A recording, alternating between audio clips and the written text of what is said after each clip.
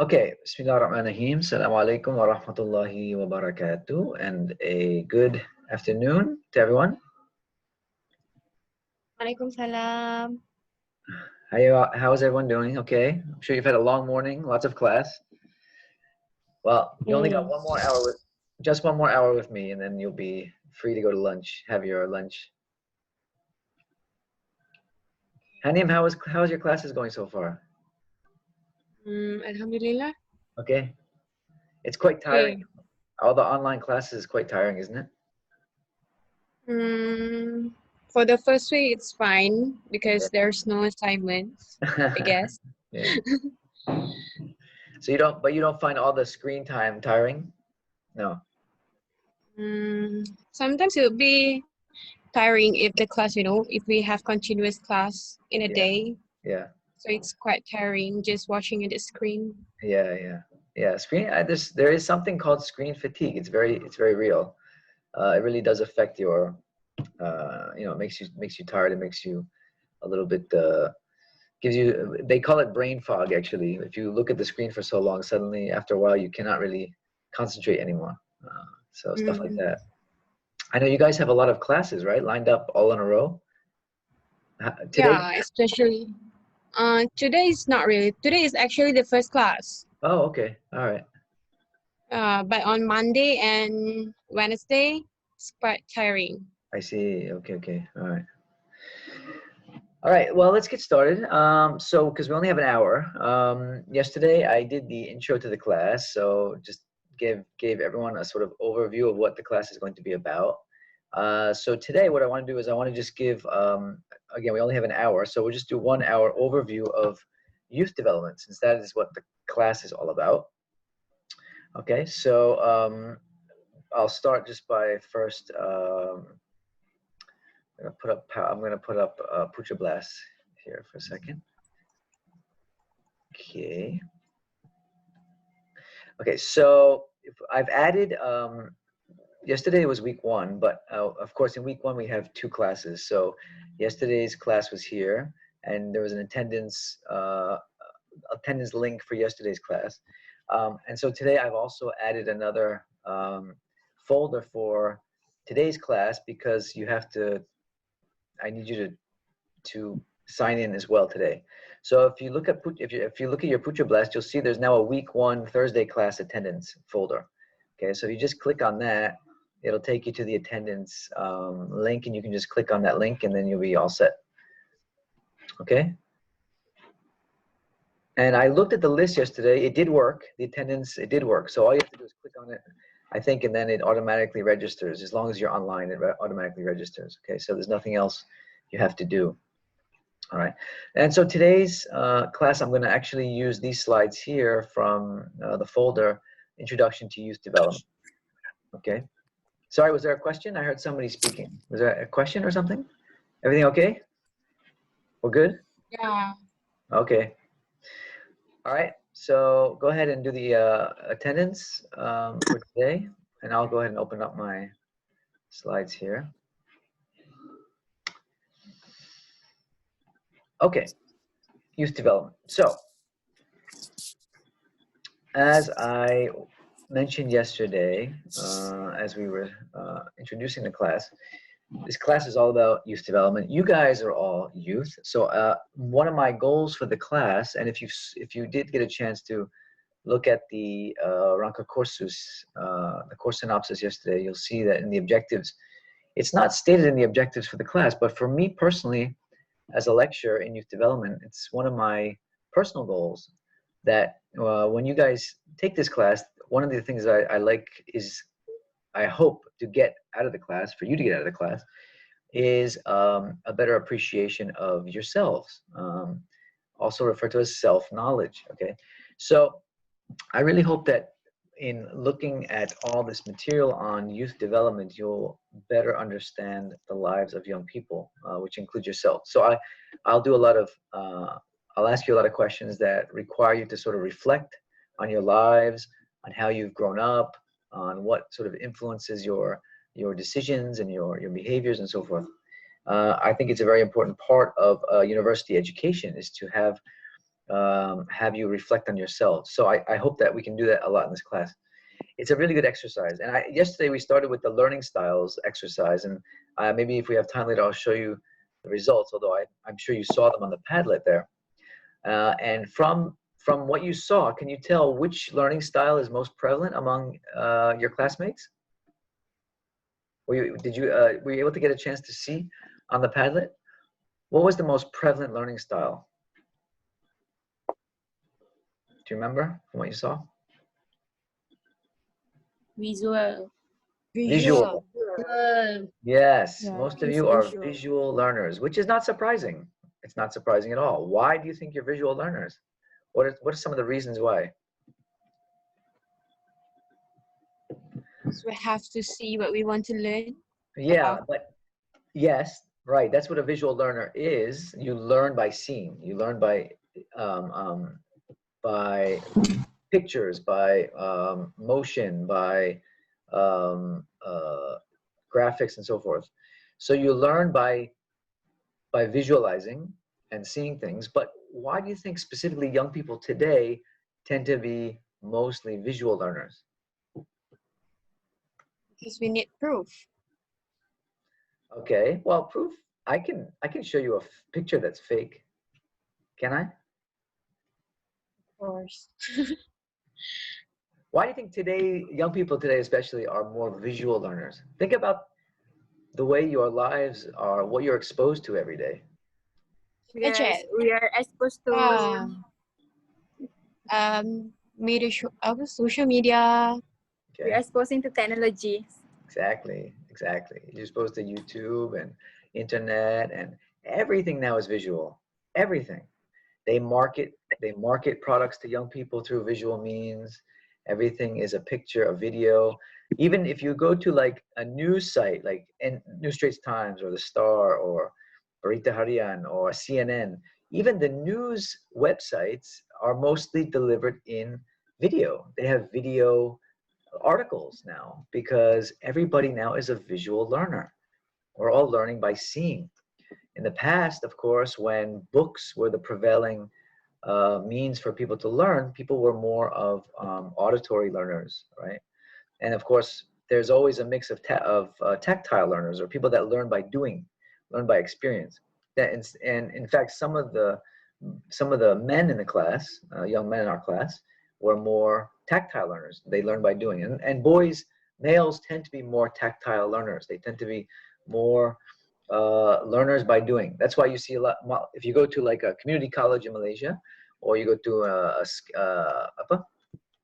like a TVET training center or TVET university, college, and so forth, you'll see mostly males. Why mostly males? Because they like hands-on types of technical fields, because it's learning by doing. Okay, so men and boys tend to be more tactile learners than women.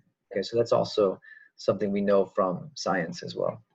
Okay, so anyway, let's get started. So there's three, when we talk about youth development, there's actually three concepts of youth. We all know about youth according to age, right? So yesterday I asked you, in Malaysia, what's the age category for youth? And most of you, or at least some of you, said 15 to 30, which is true. Okay, but that's just one way that we define youth. There's actually other ways of defining youth. Okay, and so let's look at a couple of these. So first, we'll start with youth as an age category. Okay, so we all know youth as an age category. It's easy, right? It's conventional. It's popular. It makes common sense because, you know, like in Malaysia, 15 years old is middle of secondary education. And it's sort of a stage where developmentally, a lot of things start to happen. Puberty, you know, you start to take on some more adult roles in life, in society, and so forth. Okay, so it's sort of the tail end, the later end of secondary school, secondary education, right? All the way up to 30, right? Which is young adulthood, as we said, right? It's also based on a similarity of experiences. So young people that experience a certain shared experience in terms of education. So secondary education. Then after that, you go on to either tertiary education, or maybe if you just do SPM after that, you go to work. Okay, so it's based on similarity of experience. Usually it's education and then tertiary education of some kind, and then early career experiences, right? So you get your first job, you begin to maybe you get married, or you start to get search for a spouse, and so forth. So there's a similarity of experiences across this youth category, right? This youth stretch of life. All right. When we look at age ranges, like as I mentioned yesterday, United Nations has a different definition. United Nations 14 to 24.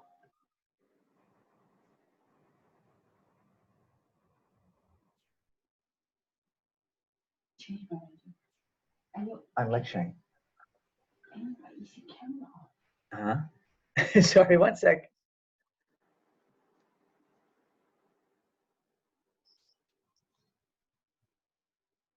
Okay, sorry, I have to continue without my camera for a minute.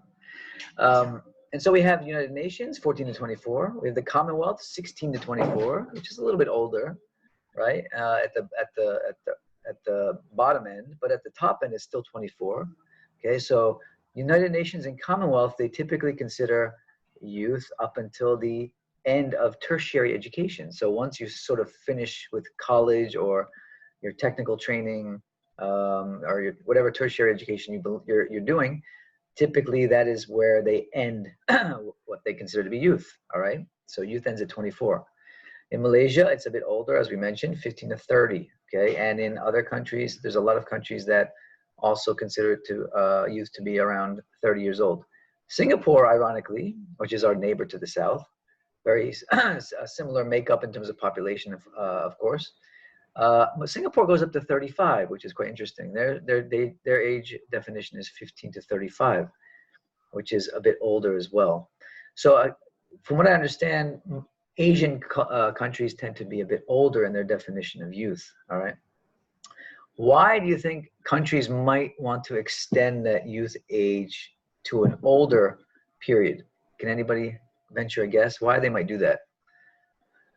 What would be the advantage of, say, for Malaysia earlier, previously going up to 40 years old? What would be the advantage, or what would be a reason for doing that? Can anybody guess what that might be?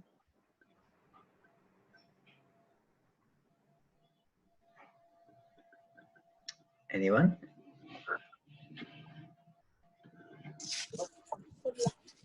Why might a country put an older age definition?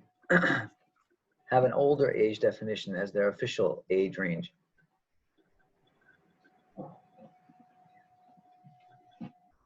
Really? Sorry? Say again? Nothing. I say I have no idea. Oh, you have no idea. Okay. Well, one of the reasons they might do it is because the youth age is what determines their involvement in youth programs, their involvement in youth associations, their treatment under youth policies. So, for example, if say there are programs that are for youth that have to do with entrepreneurship or financial literacy, or there's youth leadership in youth associations and all these things. If they qualify as youth by law, right, within that age range, then they are allowed to join those programs. Even in Malaysia and in other countries, they have special perks and they have special privileges, say like low interest loans for young people. Okay, so maybe they have low interest business loans. Like if they want to start a business as a young person, they may get these kinds of perks if they qualify as young people. All right, so if they are still within that youth age, they get these different types of benefits. Okay, once they're out of that youth age, then they're treated like adults. They're treated no differently than regular adults, and so they don't qualify any longer.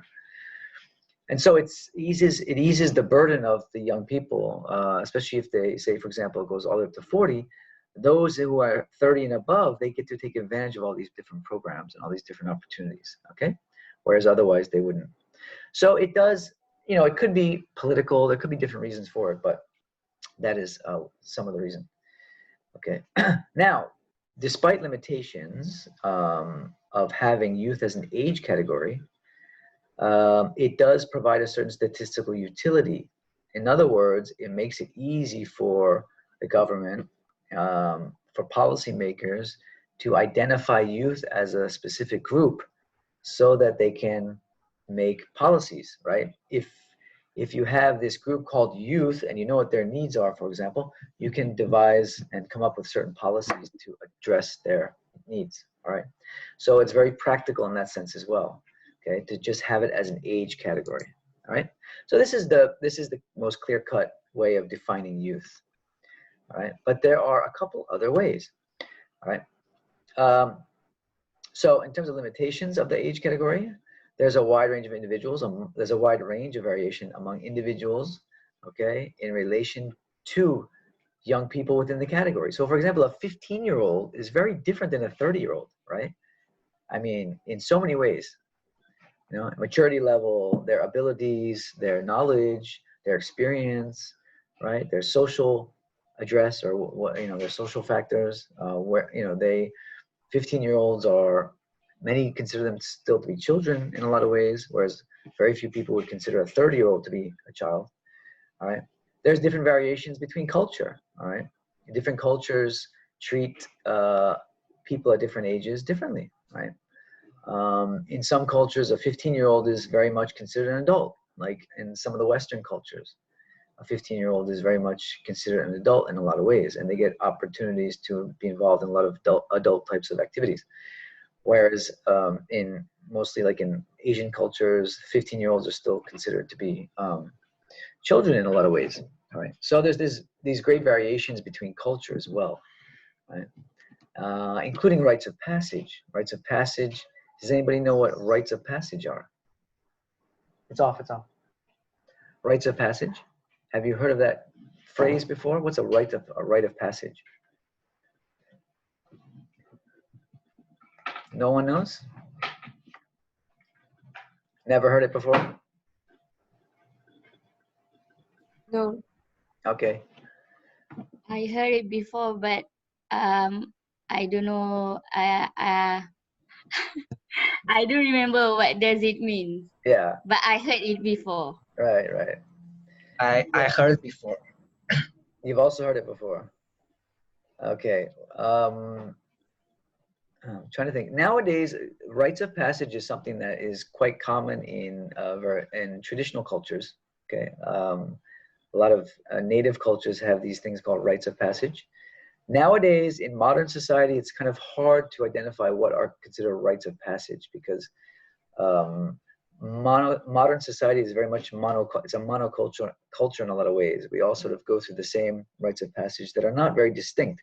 But in a lot of traditional cultures, they have these things called rites of passage. So for example, in some Native American cultures, for a young person, a child to become an adult, to be considered an adult in the community, they may have to go through a very trying ritual where they may have to go out and kill a lion or something in order for them to be considered an adult in the community, right?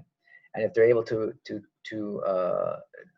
achieve that or to do that, then they are now at that point considered adults, all right? So these are what are traditionally referred to as rites of passage. So they're sort of ways of discriminating and determining when a child becomes an adult, okay? When does a child, so when at this point, clearly before this ritual or the ceremony, this person was considered a child in the community, right? But now that they've accomplished this task, they've gone out and they've killed the bear or they've killed the lion, they brought it back to the tribe, now we consider this person to be a full-fledged adult, all right? It was that distinct in a lot of those cultures. Nowadays, we don't have that. We don't have these kind of rites of passage. What would be a rite of passage today in our society? What do you think? What could be considered a rite of passage in modern Malaysia? Anything? Is Graduating? Graduating from? School? High school? From high school, SPM. So completing SPM. Finishing Sekolah Menengah? Maybe. Okay, maybe, yeah. That could definitely be considered a rite of passage, I think, especially in modern society, because modern society, we have this thing called compulsory schooling, where pretty much everybody goes to school. Okay, so many people, young people, they finish this rite of passage where they finish school and then they become sort of an adult. So I would agree with you. Yeah, I think that is one of the rites of passage of modern society, especially in Malaysia. What would be another one? Have a driving license after Okay. SPM.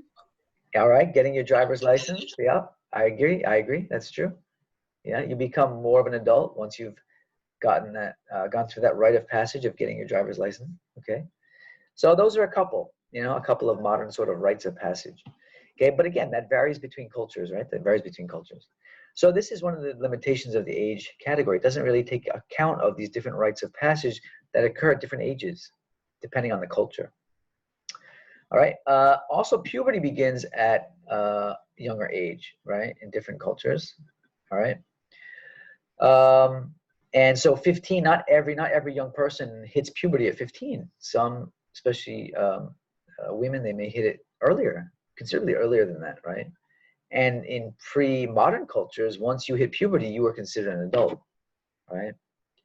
So now what they've done, modern society has actually extended that now. So even though a young woman may hit puberty at 10, 11 years old, only until 15 is she considered a youth, right? Which is kind of strange because biologically she's technically already an adult, right? Or already a youth, a young person, a young adult.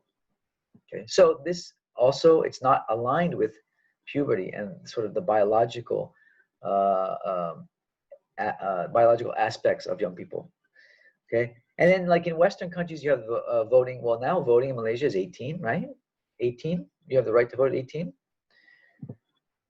Okay, in Malaysia now, which is similar to Western countries. Okay, and in of course, in a lot of Western countries, like for example, it's a big one in Western countries. For example, is being able to drink alcohol. Okay, or go to a pub or go to a bar, right? So that usually occurs at the age of 21. Even though at 18 they can vote, at 18 they can go and join the military, but they cannot drink legally until they're 21. Okay, so these are all weird kind of age criteria for young people. All right, so there's limitations of the age criteria in that there's a lot of inconsistencies in how the age criteria plays out. So what do you guys think about 15 to 30 in Malaysia? Is that an appropriate age for youth? Or is it too young? Is it too old? What do you think? Should it be younger? I mean, do you think 14-year-olds are really children still?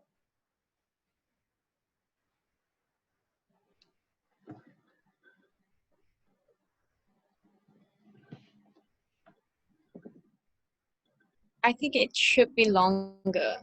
Longer. So the age should be extended to what, 35, 40? Yeah, at least the maximum is 40 for me. Okay. All right. So you think people in their 30s are still considered youth? Should be. Yeah. Any reason why, Hanim? Particular reason? But for the particular reason, for me, it would be like if you're on your 20s, it will be like the phase of your life where you hustle to get your money and everything. So when you're on your 30s, then for me, it's like you are trying to go to a new phase of life. Like you are trying to provide something better for yourself. Like you are doing, if you want to join the entrepreneurship program and then build something for yourself, then you can get something at much better price, I guess, which much better benefit at your 30s because you have hustled before. And that is why it's quite, if we tend to do something another 10 years in our life, I think at the age of 30s, it will be great. I see. So it's still, for you, it's still very much a transition phase. Is that why, you think? You're not really established yet. Your adult life is not really established yet. That's what it sounds like you're saying. Yeah. Okay, that's interesting. Good suggestion. Anyone else have anything you want to add? What do the rest of you guys think? 15 to 30, okay with you guys.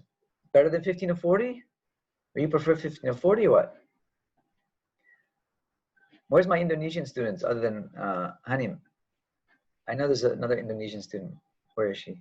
I forgot your name. Is she around? I'm curious, in Indonesia, what is the age range in Indonesia? She's not here. Where is she? Tak ada.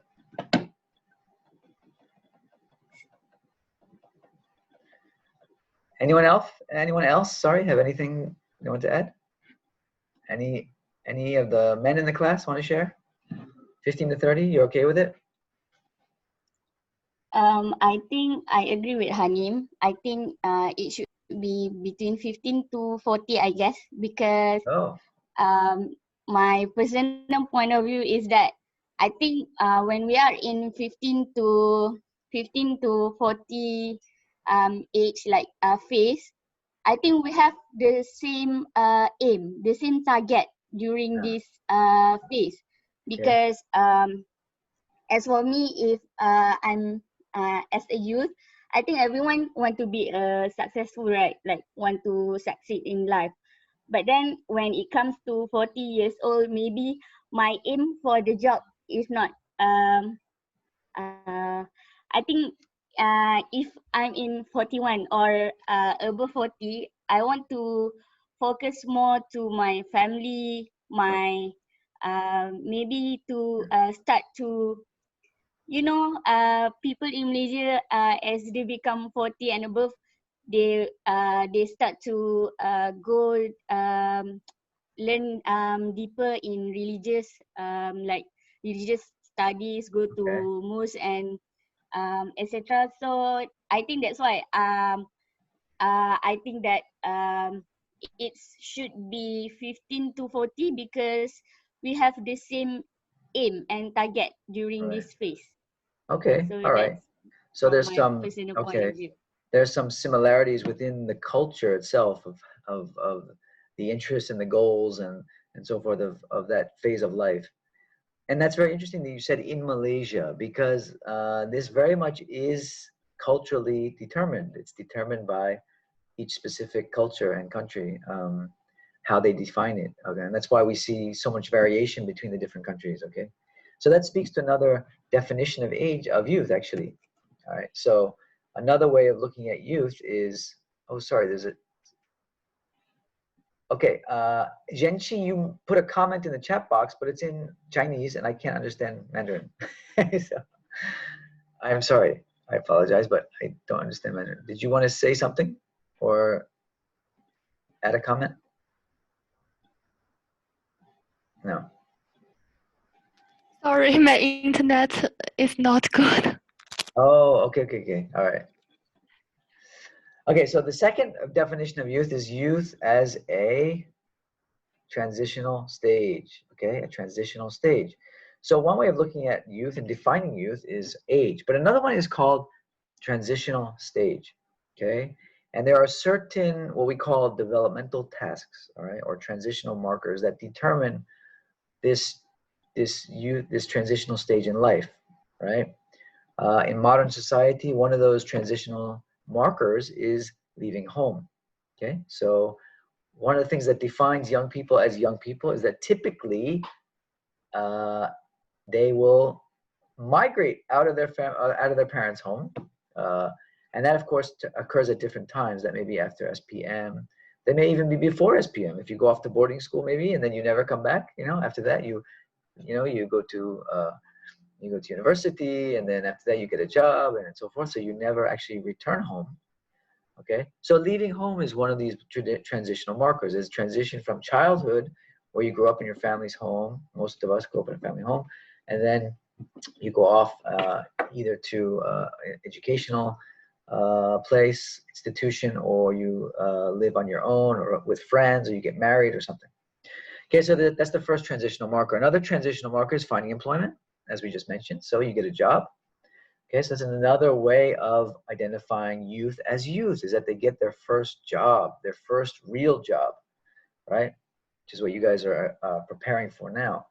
Setting up a home, all right? Now, setting up a home is a traditional transitional marker. However, that is actually becoming later and later now, right? I don't know if you guys are aware, but like the average age of marriage now is getting older and older. People are waiting longer and longer to get married. So do you know the average age for Malaysians to get married now? They're getting married for the first time. Do you know what it is? Anybody? How old do most Malaysians now get married? What age? 27. Yeah, it's about that. And there's a little bit difference between men and women.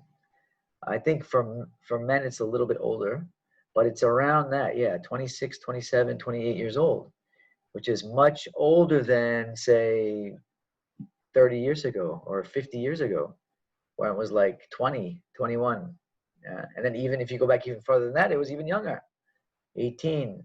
Maybe some of your parents got married at a very young age, 18, 19. But regardless, it's still considered a sign of transition, a sign of youth, in that you begin to get married and you set up a home, right? So this is another way of actually defining youth. It's not according to age, it's according to this idea of when you transition from being a child to an adult. And these are some of the markers, or what are called developmental tasks of that, okay? So it's similar to a rite of passage, like a rite of passage, like, okay, he's been living with his parents for 18 years and now he's finally left the home and he's becoming an adult, all right? So that's the idea. And again, this also differs from society to society. It's more of a modern phenomenon. Why is it a modern phenomenon? Did previous societies not have these kinds of transitional markers?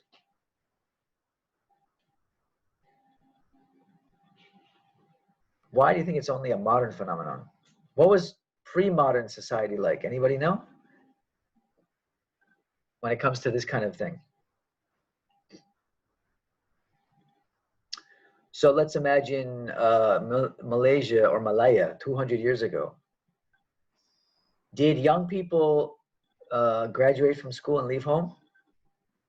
No. Most young people did not, right? What did they do?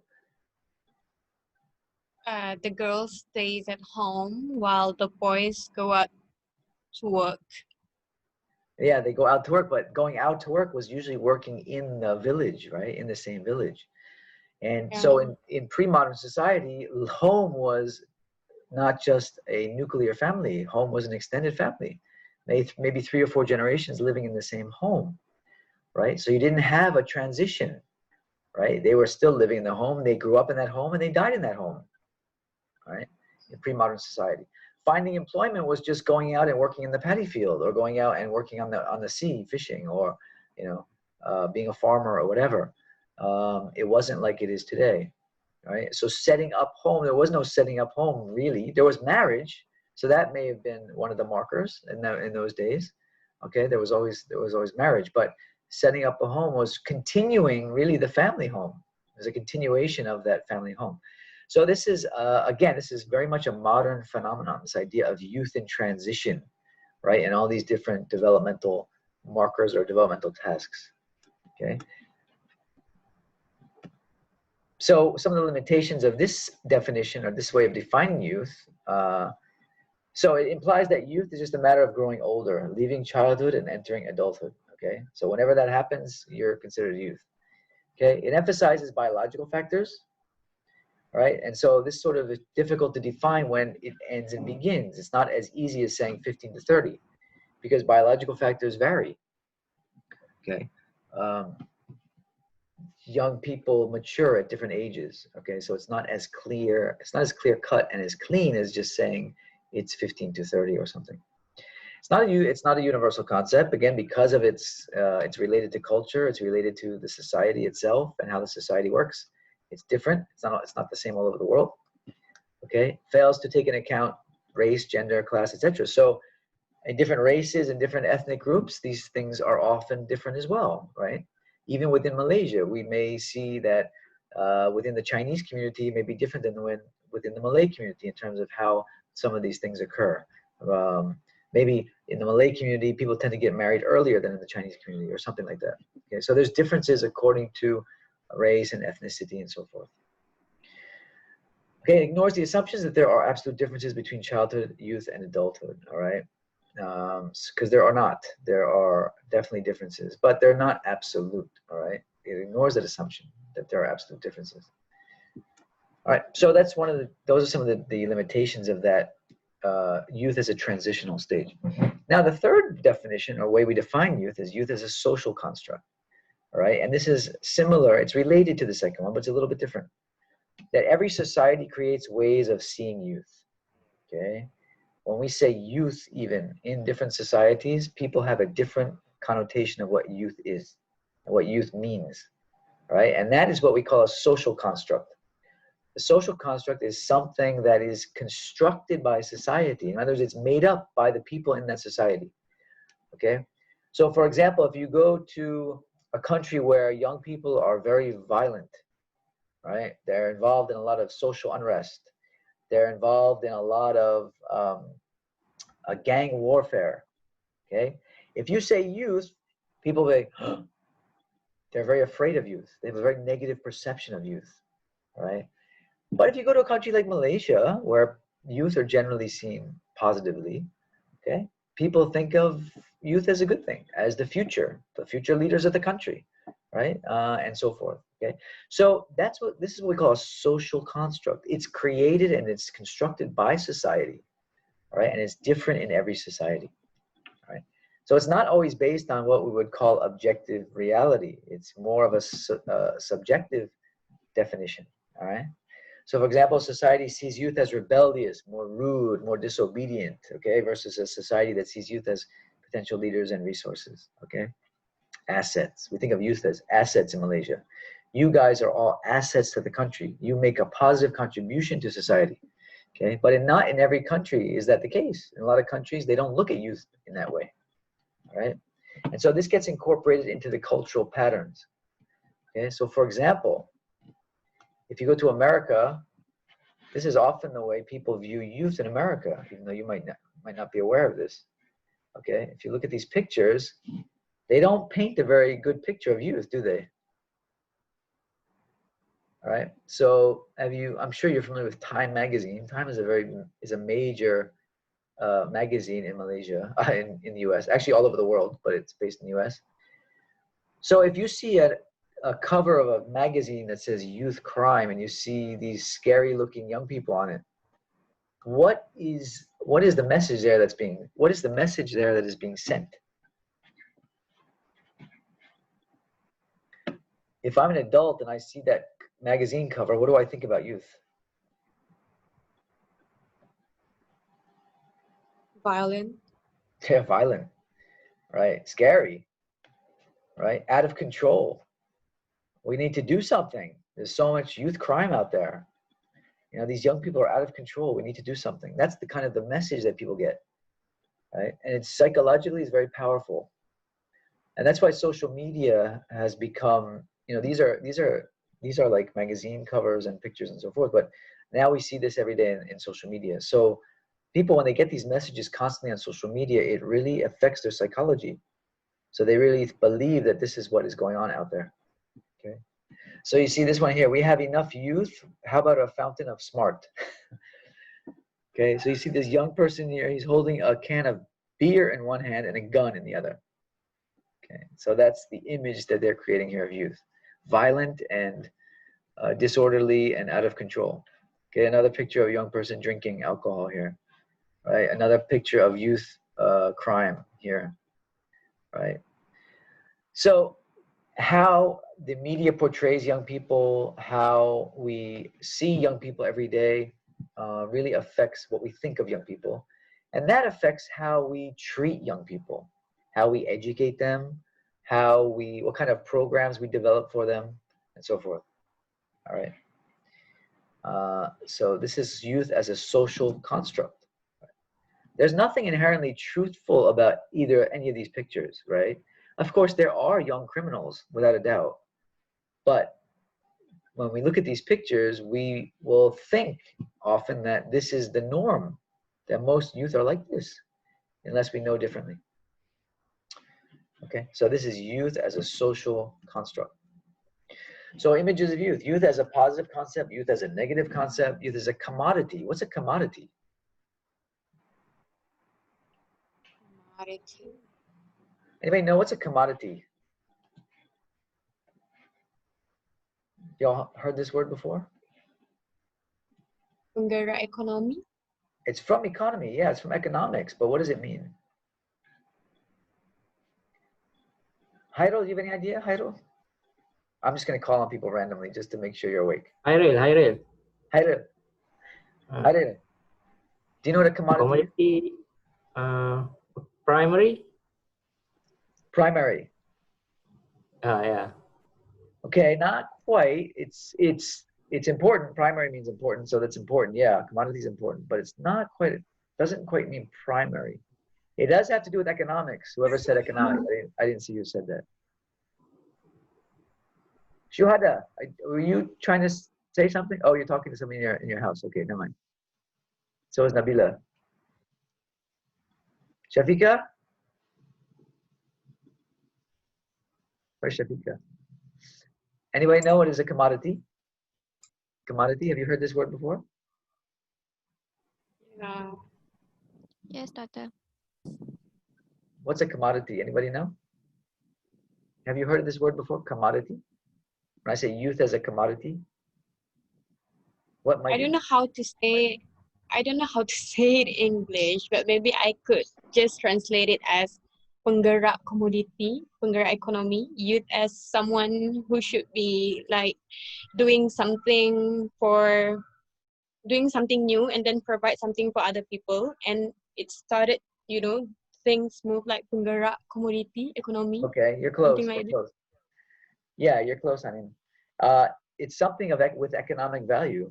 Anything with economic value, right? So but it typically refers to natural resources. So like we say, like commodities like beras, emas, okay, air is a commodity. Anything that can be bought and sold, really, that has economic value. Now we say youth is a commodity. What does that mean? A youth as having economic value? Precious.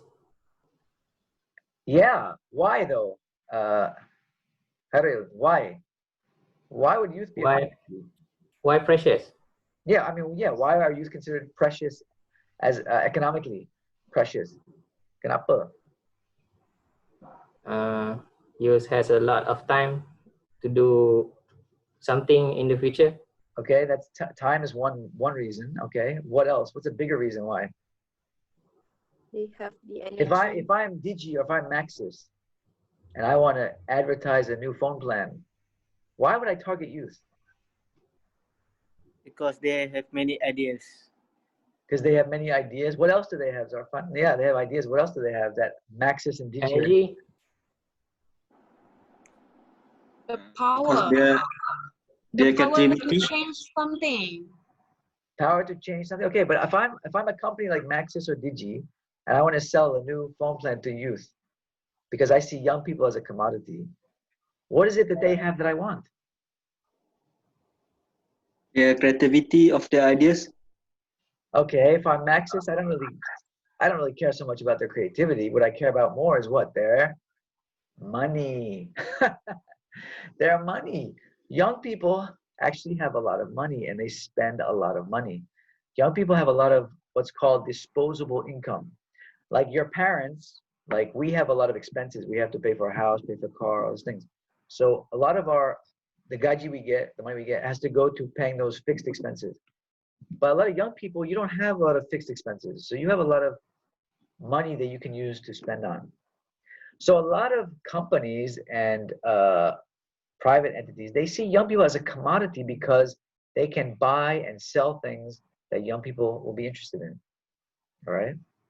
So this is nowadays, this is a huge industry. If you look at things like this, okay. So if you look at advertising, for example, you have up here, Avante, Youth Marketing Agency. There's even agencies out there whose expertise is just in marketing products to young people because they know young people spend a lot of money. They will advertise things like this on the left. They present an image, right? They want to portray an image so that young people will buy those products, right? Wow, this looks so cool. I want that hat. I want that shirt. I want that, baju with the hood. I want that jacket, right? So they sell their products to young people. They market to young people because young people are seen as a commodity, okay? MTV, the channel MTV, I don't know if you're familiar with MTV. It was very big, my generation, music TV. MTV actually has this team of researchers that goes around and they actually follow young people in their houses.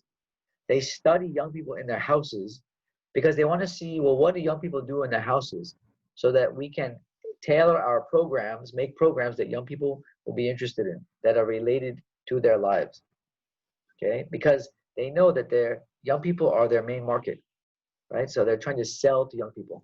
So young people as a commodity is a very big thing now. If you look at a lot of the advertisements out there, I mean, just go drive around KL, travel around KL, ride the bus, whatever, on your motorbike, whatever it is. You take a look at the advertisements. You can identify which ones are targeting young people. Okay, you can you can see. It's very clear. This is why, because they see young people as a commodity. Because actually, you guys actually do spend a lot of money, even though you may not think you spend a lot of money, but collectively, in sum, you actually spend a lot of money. Okay, and then the other one is youth as scapegoats. Oh, I got some questions in the chat box. Oh, okay. Oh, Shafika, it's okay. Okay, all right, no problem. Just do your best, yeah? Scapegoat. What's a scapegoat? Have you heard of this word, scapegoat? Yeah. Yes. Okay, what's a scapegoat?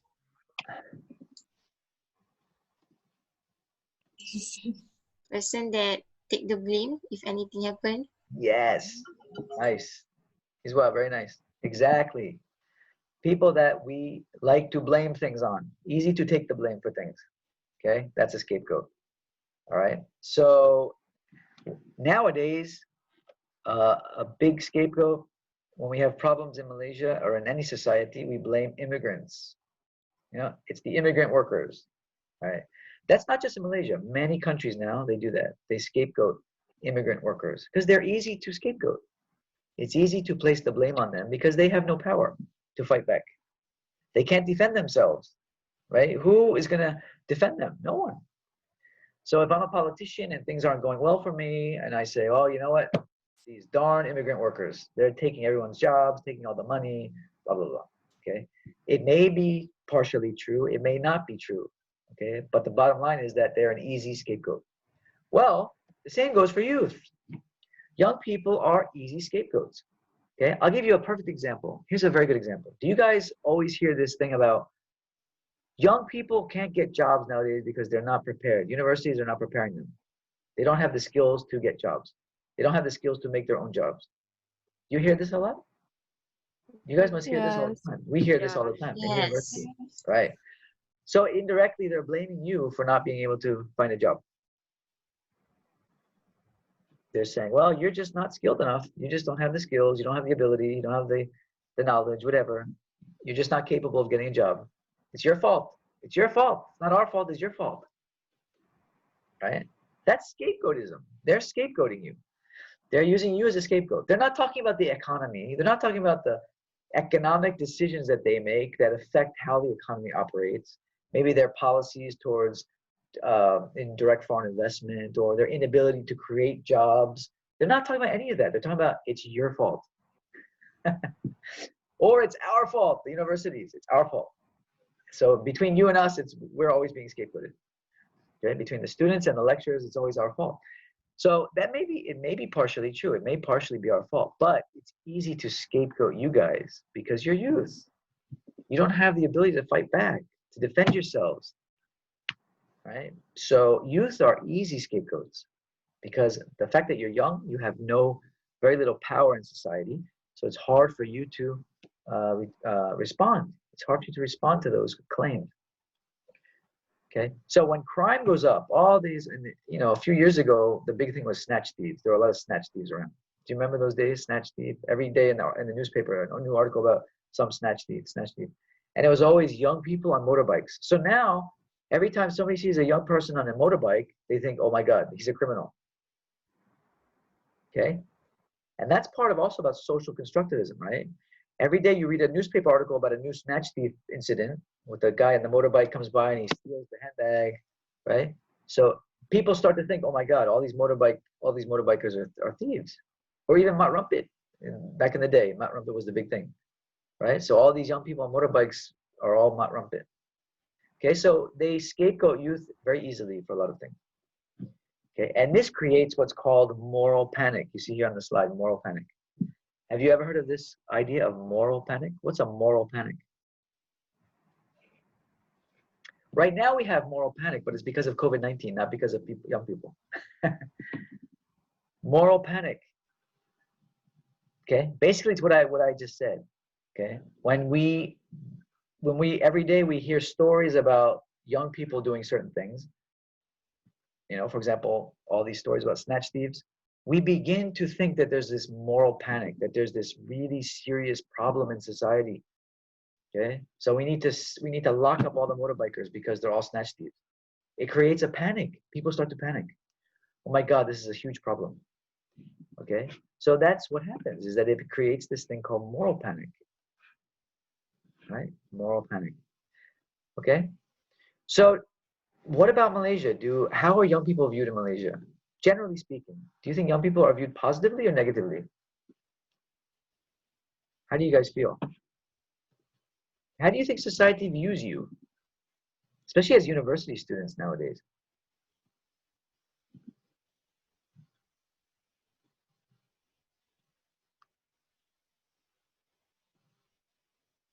Anyone want to share?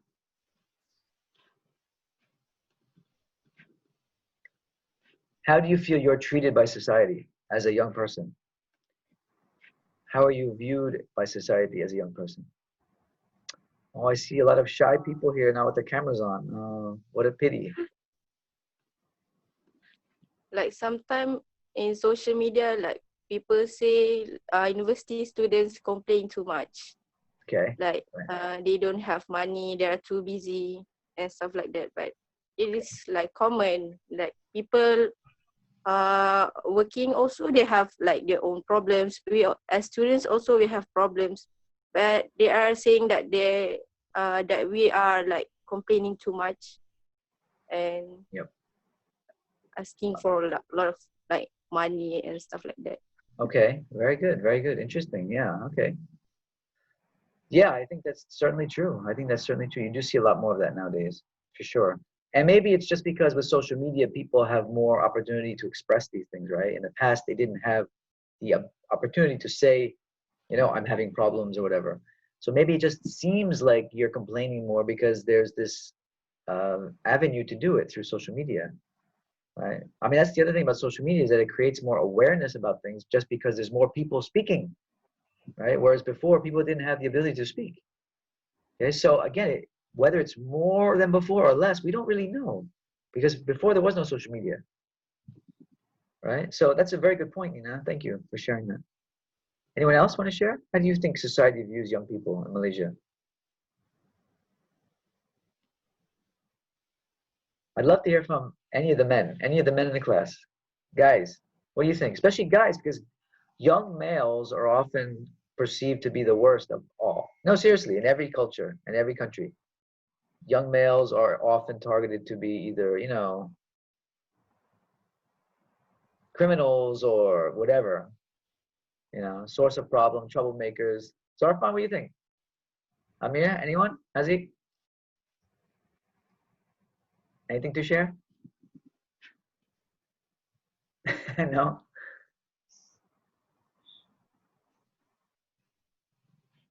You can chat also. You can write it in if you want, anyone. You can use the chat box. Don't have to say it. Nothing? Okay. All right, so let's keep going. So here, for example, is another one about youth as commodities. Some more examples here, right? So for example, you see here on the target market, this is how a lot of companies view youth.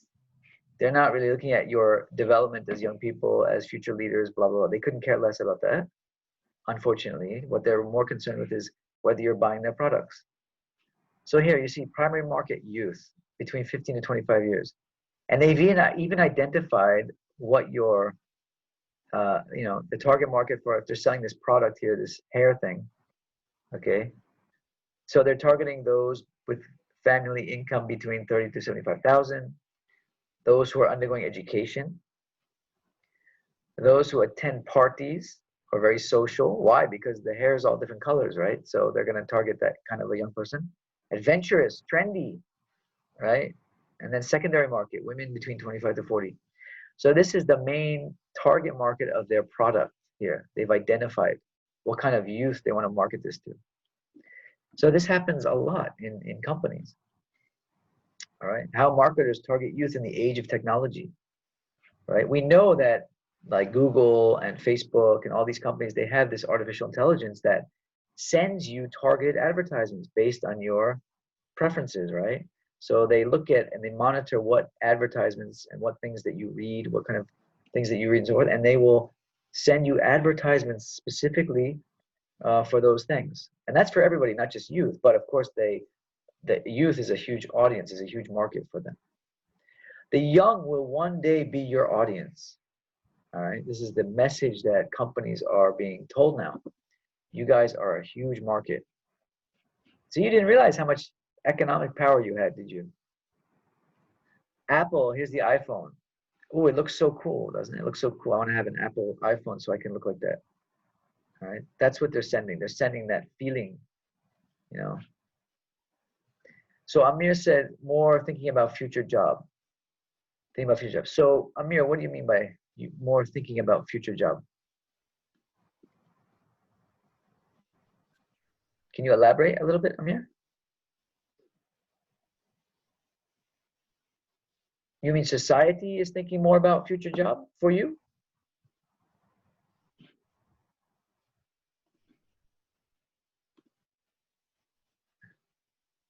Amir, still there? Yes, sir. Yeah. Can you elaborate a little bit? What do you mean?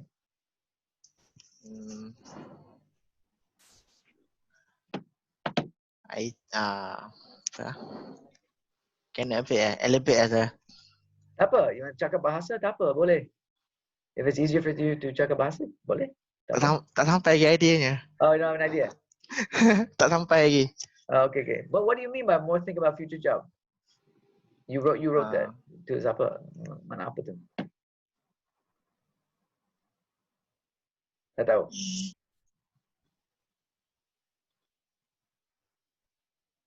Well, I think actually, I think your point is a good one in that I think society now is very much focused on young people and getting jobs, right? Especially when the economy is down because of COVID-19. So I think you're right. I think a lot of the way we view young people is we're concerned about their economic future, getting jobs and so forth. So that does tend to dominate the discussion about youth. I think that's true, especially during a time now when things are very bad with the economy. So I think your point is well taken. Okay, Effie said they always said that young people struggle in life because we don't have enough experience. So it's an age argument. Okay, very good, Effie. That's interesting. Yeah, it's so true. Like that, there's always the example of young people that want to work, but they're told that they can't get hired because they don't have experience. Well, then how do you get experience if you don't get hired, right? So it's that same age-old problem. It's the same problem I faced when I was young. It's the same problem you guys are facing. It doesn't make any sense actually, because as long as you have a young person that's eager to work, they really want to work and they have a good attitude, they should be given the opportunity. That then they can get the experience, right? So it's an age argument, I think, Effie, but it's also an experience argument. I think your point about experience is very important. It's not just about age. It's also the fact that they don't have the experience and they're not willing to give them the experience. Okay, Haziq, I think people view our youth as late bloomers and lack of information compared back to the old days, not have skill for like the old generation. Yeah. Okay. Late bloomers is another interesting concept. In fact, we did a study in UPM. We did a study on late bloomers in Malaysia. Do you guys know what a late bloomer is? Somebody that really, they develop a bit later. They come into their own a bit later. Some people, maybe they go back to school when they're older, right? And stuff like that. So they don't really achieve that sort of self-actualization until they're a bit older than the rest. And that's totally okay. Everybody's on their own life path, their own trajectory. These things happen at different times in life. But one of the things that we found about late bloomers in Malaysia is that there are a lot of them actually. And these are young people that they end up being, corporate managers, general managers of companies. They end up doing very well, but it happens a bit later for them. you know, not as early as everybody else. And so we found also that a lot of parents are not aware of all the opportunities out there for their kids in terms of training programs, educational programs that can help late bloomers to really be successful. A lot of parents are not even aware of a lot of these programs, which is unfortunate, because if they were, it would show that there's a lot of opportunities out there actually for young people to be successful. All right. So yeah, so late, that's a good one. That's an important one, Hazik. Thank you. Yeah, and of course you're always being compared, right? Young people are always being compared to previous generation. Oh, this generation, they're nothing like the old generation, right? Oh, the old generation was so much better, and you know that happens. Every generation says the same thing, right? So it's very common argument. All right, so it's 1 o'clock, so that's gonna be it for today. So it's a very short session. And this is my first time actually teaching in UPM. For 15 years, I've never had a class that's been split like 2 hours and 1 hour. It's always been 3 hours straight. So this is a new experience for me too. So, but it's interesting. Okay, anybody have any comments or questions before we break for the week? So we'll stop there. We'll continue next week. Okay, so nothing for next week, to prepare for next week. Okay, so next week we will just wrap this up and then we'll start on our second topic. Okay, how do I?